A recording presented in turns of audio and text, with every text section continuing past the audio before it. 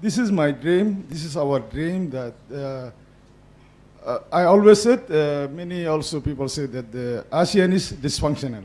But civil society, I always call civil society's help, ASEAN and around the world. So I'm very happy that you are going to help civil society, youth, and I don't know the full ACSC and APF meeting. Actually, you should have to know that we are one of our voice is very difficultly to heard. We are one of the most persecuted people in the world. I'm not giving a speech, just 1-2 sentences.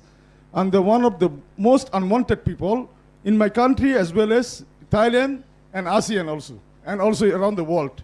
So that we are very happy and we believe that please advocate Rohingya issues and the coming conference in Myanmar, both youth and the civil society conference. Because in Arkan, in the world, the largest prisoners in the world is in Arkan. More than 1 million prisoners, Rohingyas, because they are not allowed to come to Yangon. None of the representatives can allowed to come to Yangon. Yangon, we have some Rohingyas, but they pass daily life very inferior. They always check.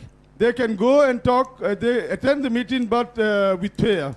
Their life is in danger there. So please do all the ASEAN civil society organization to voice up our unheard voice.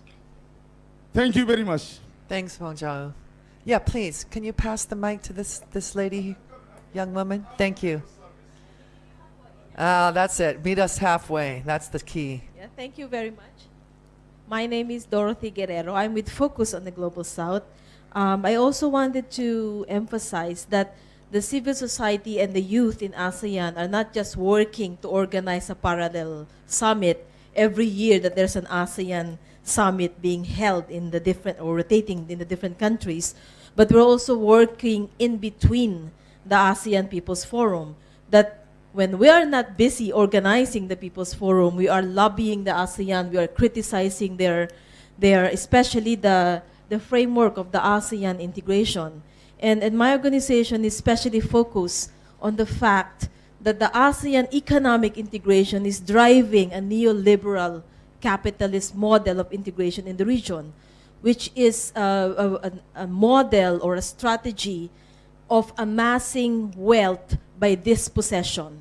If you would look, especially on the countries in the Mekong region, in Cambodia, in Laos, in Myanmar, most of the foreign investments that are coming are grabbing lands from poor people, are on leasehold agreements that are 70 years, 90 years in duration, that young people 50, 60 years from now will no longer know what it means for communities to have access to natural resources, to have access to land.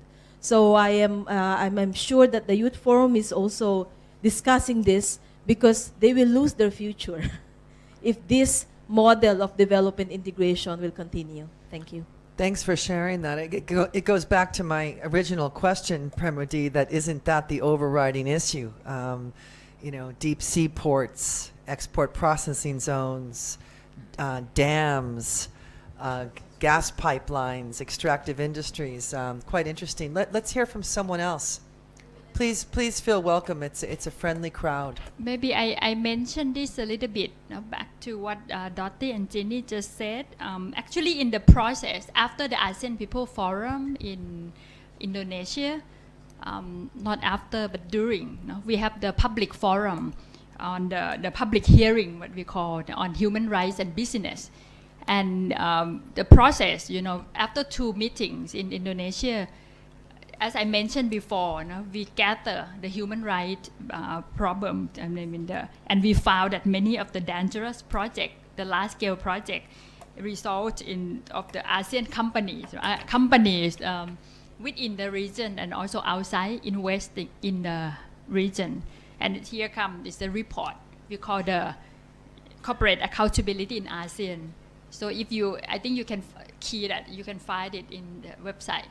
right? At least for the Which website? yeah, I think if you get to Forum Asia website, they also have that. But this is the work of many groups that have been involved in ACSC APF. And Good points. Yeah, so it's linked to what we all just mentioned from before. You know? Yeah. Did you want to add? Yes. And then we'll go to the next. Yeah, You want to just- pass the mic on to the next person while we're listening to his answer? Just briefly, and I just want to echo what Dorothy said about working in between the forums. I think the only problem is, and I just want to say this, that the bulk or the strength of our work is at the national and local levels. But I think what we're lacking is really the proper documentation and how to make ourselves visible and how to disseminate our work and what we've been doing to as many people as possible. And I think this is the perfect time to tell you that, you know, you just have to engage with us so that you can help us send our messages, send what the updates, the outcomes of what we're doing, especially at the national level, to the ASEAN leaders. And media is very crucial. I was just going to say, surely that would be your strongest ally in terms of the documentation of what you're doing and also disseminating what your messages are. Maybe you could strengthen that, Yes. the alliance during this meeting, and if you need help in between, come and talk Yes, to please. tell Debbie, and we can help you out with I some think media that's- training. Yeah, that's also, I think, one way of sustaining our credibility as a regional movement, that if we don't have, if it's not evidence-based, Yeah. that people don't really, Yeah. it's been the culture, although I hate it, that we need to prove that there are issues like this, you know? Yeah, absolutely. So that we need to present something. Yeah. It's imperative, because Yeah. without it, it's just talk shop, right? I think we had someone else with a comment. I saw a hand up. Yeah, please. Oh, you're looking away now. We were pointing at you. Yes. Yeah, please. Thank you. Hi, I'm Barry Flaming. I work with PACT, NGO here in Thailand. And I had a question about, you mentioned the interface with the ASEAN leaders. I was wondering if you could say a little more about that. That to me is really curious and interesting linkage of how you get your messages to ASEAN. How does that work? Who do you talk to? How is that the messages being received? Good question. The interface is the process. It's quite a big process itself, right? We have been doing this every year after to prepare together with the ACSC APF. Of course, I mentioned before about the principle of the interface, that we would like to, at least it has to be the meaningful dialogue, right, with the mutual respect between us and the leader of the ASEAN country. And also self-determination, which is the important principle, which means that for us, for the ACSC APF, for the people and the civil society network, we would definitely like to select the people, the representative of us, to meet with the leaders of the ASEAN. If you follow this issue of interface in each year, you might see that from time to time, we have the youth group and also the people, representative from the people to meet with the chair of the president and the prime minister of each ASEAN country, right? But in many times it's also failed, that because of the detail within the interface. Sometimes, each country cannot meet that principle that the civil society group request, in the issue of some country do not happy to meet with their own people and so on. So many times it's failed in the last minute, right? But the process already is always starts, beginning by the national process of the host country, of course, because they're hosting the ASEAN summit, right? So with their help, the leader of other ASEAN country will respond if they would like to meet, and if they agree to accept the principle that we have. So in Myanmar this time, I think the process is starting, right? Of course, between the civil society group or network within the country They already talked to the government since last year, but specifically on interface, it has to be a little bit more of the regional process and has to bring it back again to the Myanmar government. And this year will be pretty special, as I mentioned before. The ACSC APF happened 7 weeks before the summit. And if the interface going to happen, it's going to be in Naypyidaw, right? Why we are having the ACSC APF in Yangon. So the shape of the whole thing will be a little bit different. Yeah. Maybe the youth could get a little creative with that. You could, at your concert, you could invite Kun Yin Lak and Daw Su to have like a hip hop face off or something. And get your messages there on the floor while they're dancing, Get some cool ideas going. there. Yeah, but we try to be more ambitious, Whoa. Yeah, all right. of course. Right on. For us, the dialogue is the first step. This is not yet set in stone, but I was told that we are given 20 slots. So that's 2 representatives per country. But there's a catch. It has to be approved by each government. And that's what we're trying to negotiate. Quite something to do that. Quite something. Yes. But that's only the first step. What we want is to penetrate that iron curtain of the ASEAN and to really work with them. Now there's a quote, if anybody's in the media. There's a quote of the morning there for me. Quote. You want more? No. So, where was I? Work with them, because I think we're really tired of just amplifying our voices, and they need to really realize, accept, and to acknowledge that we have the capacity to work with them on policy decision making, policy implementation, and formulation. That's our goal. Okay. Any other? Please. Does someone have the mic? Apichai, independent development specialist, but I've been working with ASEAN many years. So I can understand both sides of the interface. I think, for civil society to, as you say, be able to, what was the word you used? Interface, or try to get the attention of leaders. You also need to understand where they're coming from, okay? If you want to have a good dialogue with each other, then you also have to see from the other side, how do they view things. Of course, they view civil society as anti-government. For many countries, it's still considered as anti-government. So that's why they are very restrictive. I mean, you can understand why they understand their behavior. But then, assuming that you're able to get the chance to interface, what has happened is that sometimes, I also know civil society. You each have your own issue.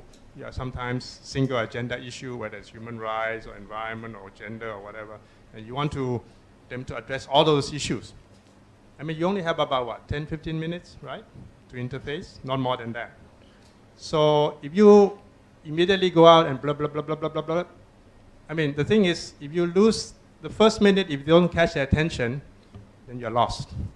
This is psychology anyway, public relations. So you have to know a little bit about how to catch the leader's attention. So don't put in too many agenda, okay? They will not listen. And then they will say, again, these are just, another group of people wanting to, have their own agenda. But try to be as strategic, as concise as possible, right? Not more than 5. I would say even 3, even better, okay? Then, they will catch it. 1, 2, 3. If it's more than 5, forget it. Even if you tell me more than 5 issues, I won't listen. Okay? This human being, all right? So you have to also understand their side. Of course, from their side, they also need to understand a little bit more about what civil society is about, okay? In that case, they have to keep it to 1 because the political attention is so short, right? If you have 10 people speaking 10 issues, that's already a bit too much, So in a way, you have to strategize yourself. Prepare yourself well, strategize yourself, try to catch their attention. Okay. Interesting thoughts there. And Kunapichai, if you're available, perhaps you can advise. No, I mean to connect with them and advise them as they're moving forward in these next few weeks. Kun Premrudi. Thank you, Kun Apichai. The 10-15 minutes would not be the meaningful dialogue. This is not what we want, right? So, of course, among the CSO, the people of ASEAN, we have a lot of debate about this interface, right? Back to Thailand, we used to invite Dr. Surin Pisuwan to our forum. Of course, they need to listen, right? I mean, if the Secretary General of ASEAN can spend some time answer all the questions that the civil society network has, it will be brilliant. So I think the basic idea is that how can we invite this, ASEAN Secretariat people plus the government officials of those, host country to come to our event. And this is what we mean by meaningful dialogue, right? And I think, we also discussed, as you know, for us, the preparation process of the civil society group are in detail. This is a group of the 10 country civil society. How many, only the key theme, we have 4. And you have 3 pillars in ASEAN without environment yet. So impossible, to say that you only say something very short and that will mean anything to the leader. I don't think we start from that. We opted not starting from that. And we are still seeking. And I have to mention that, what about the business forum? I know that ASEAN put lots of emphasis, kind of give the importance to the business forum. They have their own space. What about civil society? And this is always the question, how can we have more space there? When we carry most of the key important issues of this region. Yes, please. So I think we'll make this the last comment. We'll wrap it up. Hi, So Ong from Forum for Democracy in Burma. By any standard, Burma is considered as one of the human rights violations that took place in ASEAN in the past, and is still happening in the region, Southeast Asia.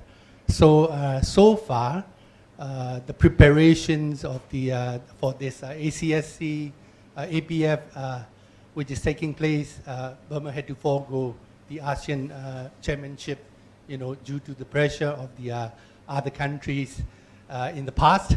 So far, how do you rate that from 1 to 10?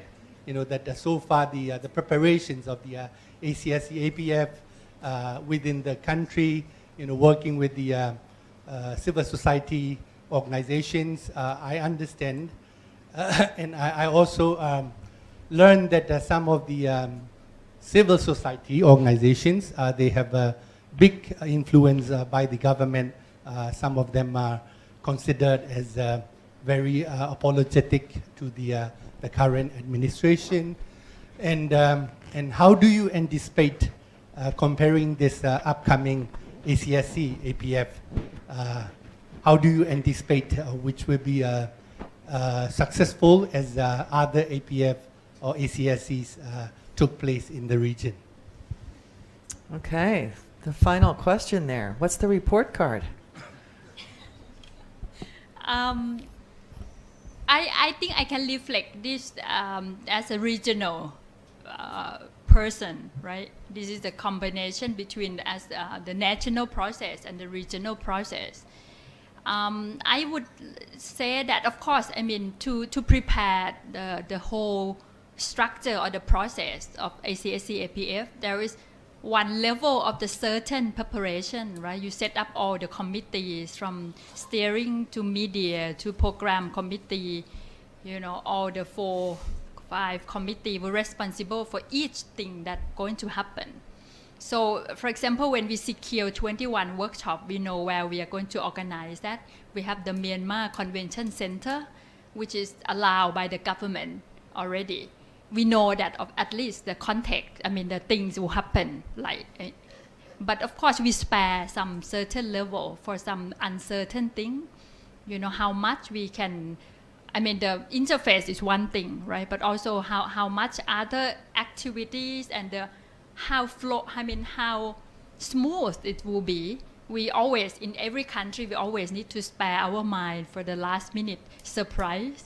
And especially for, in Myanmar, Burma, I have to say that in my personal observation, one thing I need to say is that to do ACSC APF in Myanmar, people are a little bit scared of the limited knowledge of the country, right? Even among the CSO, we do not be too brave to say that we know everything, right? Because it's very new, and to me, I think very difficult to have shortcut. There is no shortcut, for all the step. Many people have a very high expectation of whatever happening in Myanmar, Burma, but maybe we need to face with the reality. So what we try to do now is to prepare for any surprise, big or small, and we try to move together as the region, the whole group of this region, rather than having our host bear too much,